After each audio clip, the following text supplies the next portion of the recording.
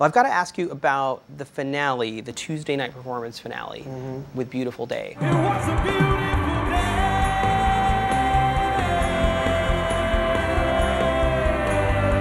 I have heard a version that you did of Beautiful Day that's like sort of stripped down acoustic and piano, which to me, I loved, and I want to know why you went for the bigger arrangement. Because to me, I don't know, it just made it different from the original, the version I heard. And where is that version from? The acoustic arrangement's mine. It's very, very different. Yes, it is. And I mean that in a good way. It like is the most positive possible way. You know, it is what it is. I did it the way I did it for reasons. And did you think about doing the stripped down version? Yeah. Was it deemed too different? I think that it was the finale, and we needed to kind of have it be, you know, a finale, you know, so I did the song the way I did it, and, you know, I'm happy with it. You know, I like the studio version of it, I like a lot. It was a little awkward for me, you know, without the guitar and everything, just the way it was, but, you know, I got through it, it was cool, and, you know, that was that. I felt better singing it the next night after I won than I did the night before. On tour, any chance you'll go back to your arrangement of it? The acoustic one? Yeah.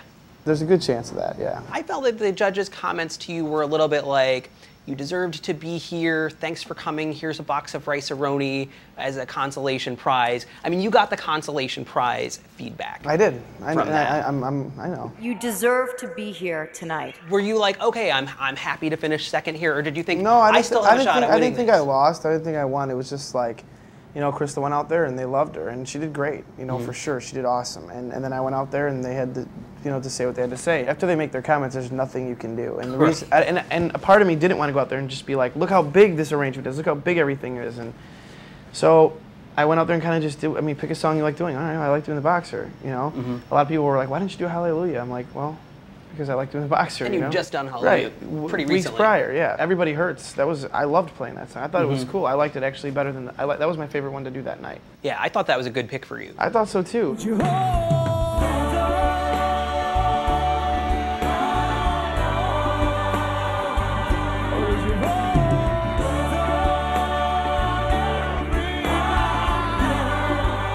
And then Beautiful Day obviously was the last one, so I had fun with it. There was a lot of talk about how much choice contestants had in terms of that single. How did that process work? I mean, there were different songs out there, for sure, and that's one that I ended up singing.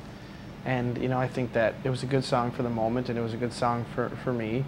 But like, is there like a suggested list of like these could be Idol moment songs? Yeah, you know, there's a couple different ones that were on the table, I think, and you know, that for me was just the best one, so I went with it. What got nixed? I'm always curious about what didn't happen. It doesn't matter. You know? It doesn't matter. Okay.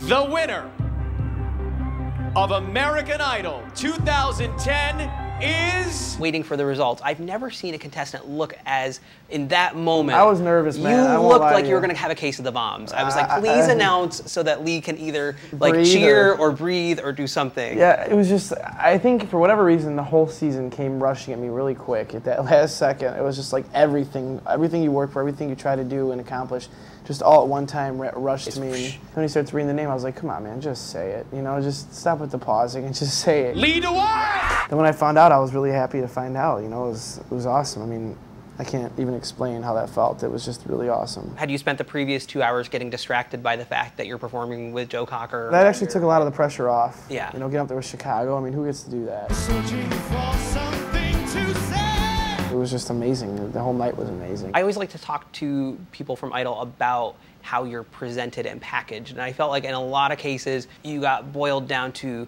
if you believe you will win, and also paint salesman.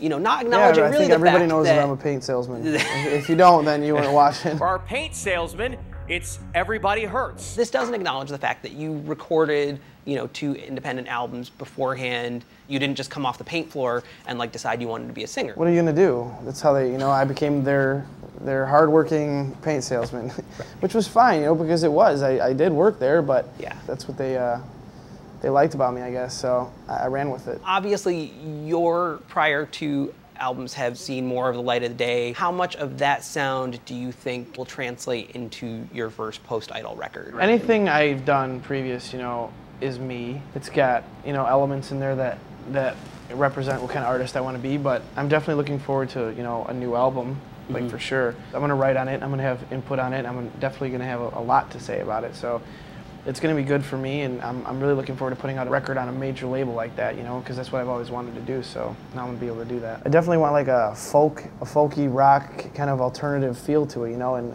if you were to ask me who I'm listening to right now, you know, in my iPod or whatever, it'd be like Kings of Leon with Ben Harper, you know, Suf John Stevens, and you know, Soundgarden, just a lot of different sounds, and I like that really gritty, earthy sound, you know, and that's kind of what I'm going for. And there's definitely gonna be elements of pop in it too. I mean, for sure, and you know, just rock. You know, I can't tell you how excited I am to make an album right now. I mean, it's gonna be the most amazing thing for me to go through that.